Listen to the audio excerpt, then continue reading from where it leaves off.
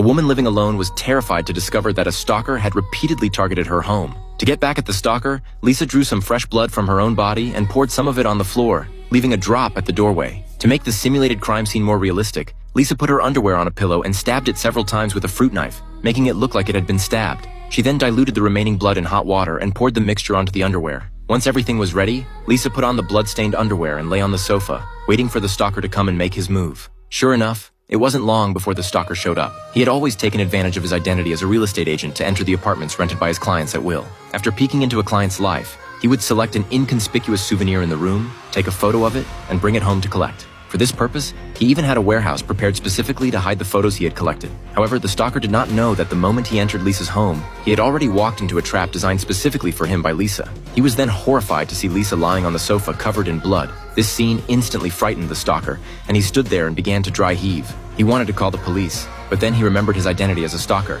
so he had to give up on calling the police. He could only leave the scene in a hurry to avoid getting involved in this murder case. However, as soon as the man opened the door and left, Lisa sat up with an evil smile, because everything that had just happened had been captured by Lisa with a hidden camera. But the current evidence was not enough to convict the stalking man. Lisa then took a photo of herself lying on the sofa as if she had been murdered. When the evidence was about right, Lisa cleaned up the crime scene. To provide clues for the police, Lisa deliberately left a drop of blood under the sofa before leaving. She then got in the car and disappeared without a trace. After leaving, the stalker was always worried that the police would come to his door. So he deliberately brought along a couple who wanted to buy a house and went to look at the house. He thought that as long as this couple discovered the crime scene before him, he would certainly be able to get rid of the identity of a suspect.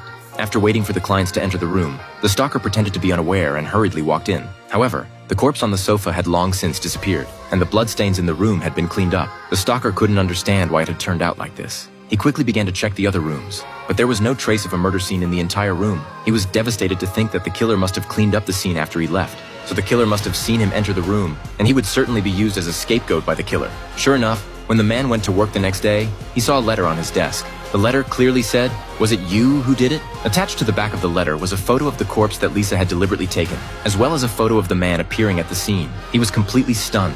This evidence was enough to prove that Lisa was killed by him. If discovered by the police, he would certainly be locked up in prison as the murderer. This incredibly exciting movie is called She's Dead, and I recommend it with a 5-star rating.